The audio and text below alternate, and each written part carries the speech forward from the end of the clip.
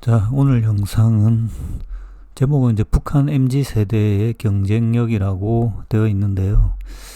제가 이제 이 설 기간 동안 여러 가지 영상 유튜브 많이 보지만 어제 오늘 해서 이제 북한 영상을 좀 많이 봤는데 평소에도 조금 보는 편입니다. 북한의 변화에 대한 이제 투자가 상당히 한국의 어떤 향후 이제 경제 진행 상황에서 중요한 어떤 전환점이 되는 것으로 저는 보고 있거든요. 그래서 이리저리 보는데 몇몇 이제 사람들의 제가 조금 이제 주목한 부분도 있었고, 경제 관련돼서는 특별히 본 어떤 그게 없었는데, 여기 보면 이분이 이제 주성아는 유명합니다. 근데 좀 오래됐죠. 1년 전에 이분 이게 장혁이라는 사람인데, 이과대학 출신. 이게 이제 그러니까 미국의 중국 일본 북한에서 이제 해커 부대 이런 거 많이 알려져 있죠. 근데 실제 해커 부대 출신은 아니고 거기에 갈 수 있는 능력을 가진 그러니까 과학의 초 엘리트입니다.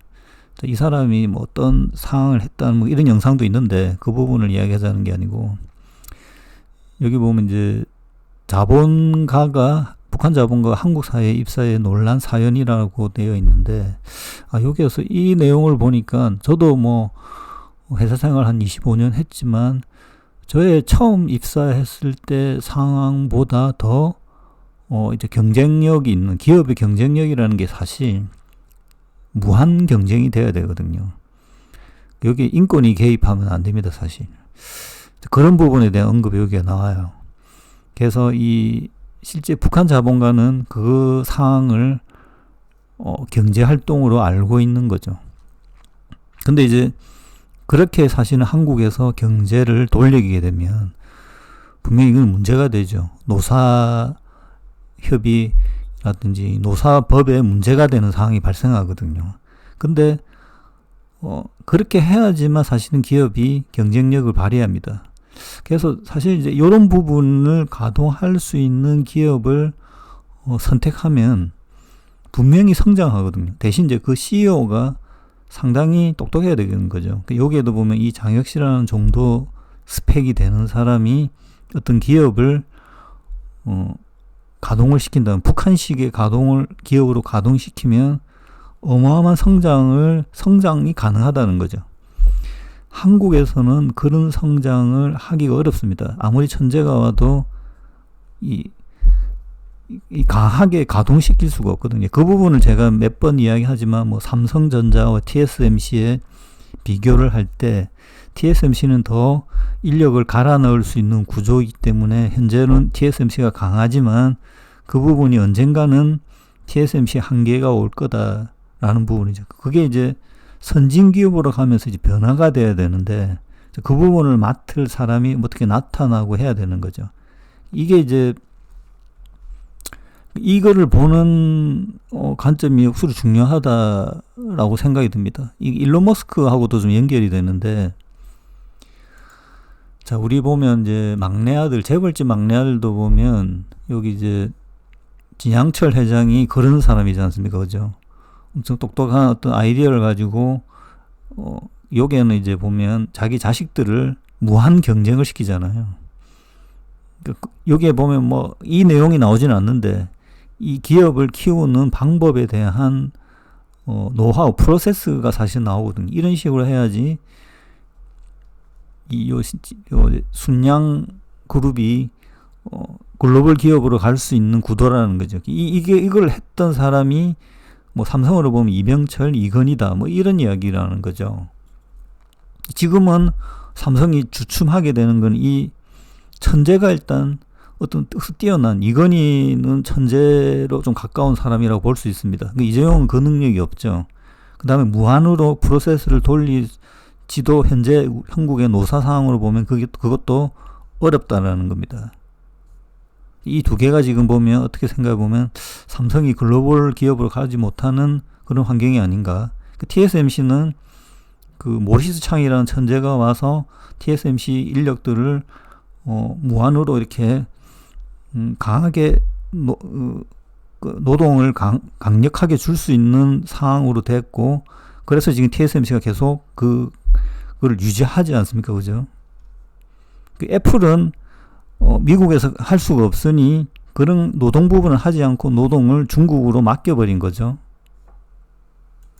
제가 보기에는 단순 제조 관점으로 보면 안 되고, 그 중국도 지금 보면 이 상황들을 만들 수 있는 그 노사에 대한 인권이 그러니까 위에서 기업이 강하게 누를 수 있는 구조로 되어 있지 않습니까? 그러니까 세계적인 글로벌 기업이 나온다라는 거죠. 그리고 그 위에 사람들은 글로벌 인력들을 데려온다든지 그 체계가 되어 있다는 거죠. 근데 이게 중국도 현재 최근 보면 코로나지 뭐 데모라든지 이런 게 많아지면 이 경쟁력이 떨어지게 되는 거죠. 자, 대표적인 제가 보기에는 테슬라 구조가 이 구조라는 거죠. 이 구조를 제가 처음부터 알고 있었는데 이게 어떻게 전개될까는 저는 이렇게 보면 노동 환경 열악으로 계속 확장하지 못할 거라고 생각했는데 지금은 벌써 이제 주가가 올라가고 다 결과를 만들어냈던 상황이죠. 그리고 이제 지금의 이제 변화를 해서 다시 테슬라가 이 상승할 수 있는 방향을 찾고 있는 거죠. 이 방법을 일론 머스크는 알았던 거고 그 방법을 썼다라는 걸 보면 테슬라를 투자할 필요가 있었던 거죠. 그 이전에도 보면 테슬라의 근무 환경이나 이런 것들이 이전부터 말이 많았었거든요. 그 부분 이렇게 기업을 돌린다고 하면 노사의 문제는 있겠지만 기업 성장은 담보되겠다. 그럼 노사 문제를 어떻게 해결할 거냐가 이런 선진 기업에서는 중요한 어떤 노하우가 되는 거죠.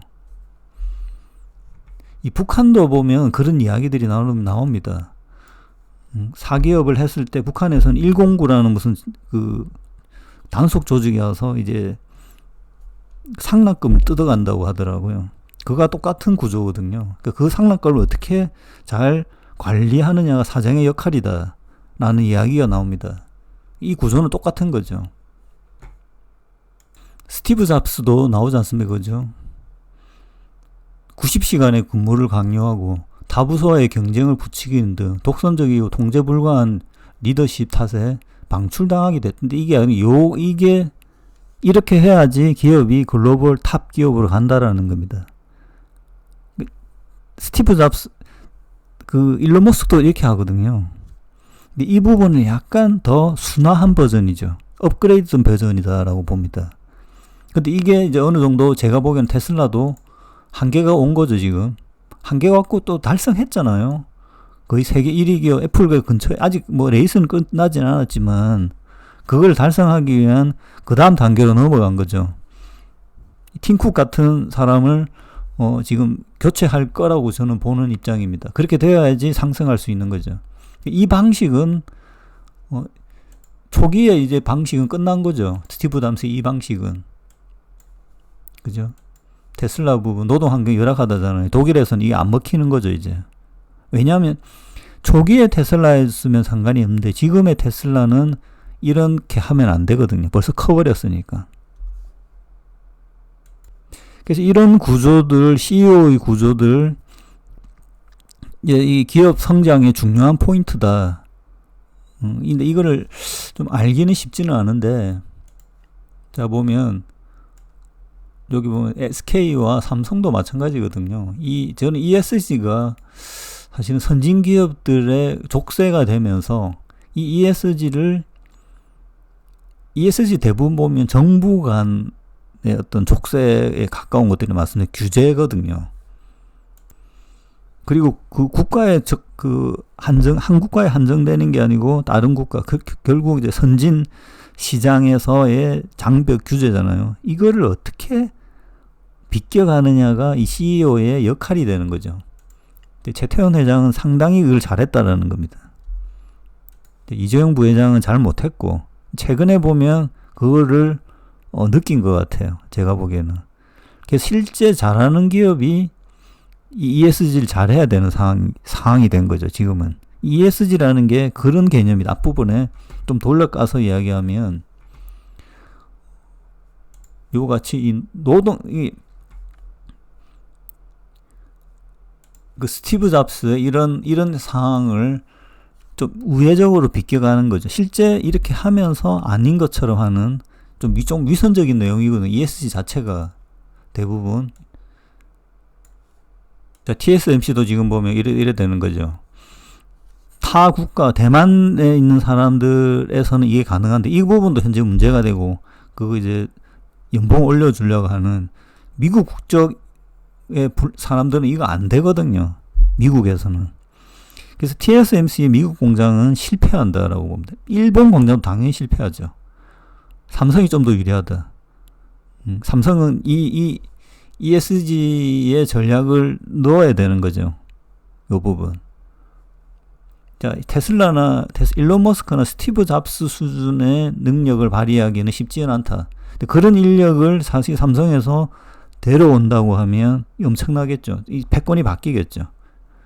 그런 거를 조금 이제 사실 중국 이걸 보면서 북한의 MZ 세대를 보면서 그러면 지금 한국에서 지금 정치에 보면 뭐 친북 성향, 뭐 친중 성향 여러 가지가 있는데 저는 이런 부분도 약간은 사상적인 것보다는 이제 경제적인 관점에서 보면 북한의 MZ 세대를 활용해서 기업을 만들면 인권 없이 이 테슬라 일론 머스크처럼 스티브 잡스처럼 돌릴 수 있는 거죠.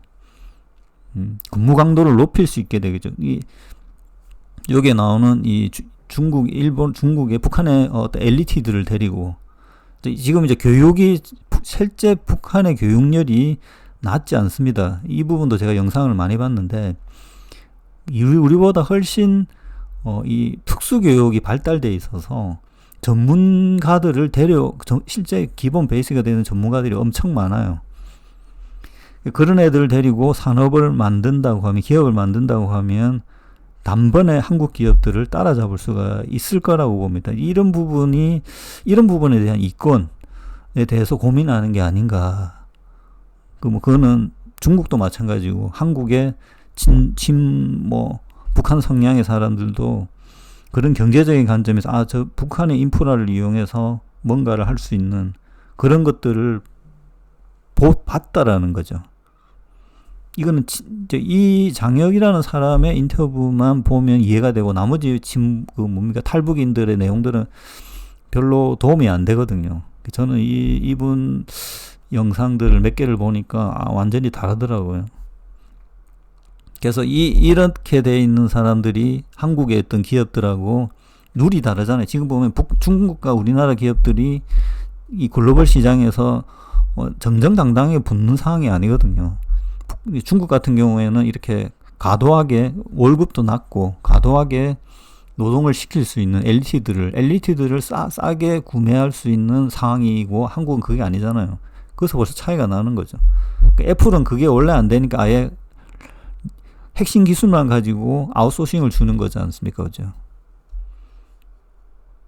자, 대표적인 게 이제 메르켈인데, 동독의 서독의 상황, 이 경제인도 아마 있을 것 같아요. 아마 그 부분도 동독에서 경제인이 서독에 넘어와서 그 강한 아까 똑같은 북한과 한국의 상황에서 북한의 경제인들이 생각보다 엄청 강력하게 전개될 수 있다라는 거죠. 근데 그 부분을 억압하는 게 제도적인 부분이죠. 이 제도적인 부분을 북한 특수구역에서 해제시켜 준다면 엄청나게 빨리 기업이 성장이 가능하다는 거죠. 자, 오늘 내용은 조금 두서없는 내용이라고 할 수도 있는데, 이 알고리즘, CEO가, 그러니까 제2의 일론 머스크를 찾는, 제1 스티브 잡스, 일론 머스크, 그 다음, 이런 형태의 인물이 나타난다고 하고, 그 사람이 하는 기업이 초창기라고 하면, 무조건 투자해야 된다. 기술보다. 제가 이제 요걸 보면서 이런 생각이 들었습니다. 자, 오늘은 이것으로 마치겠습니다.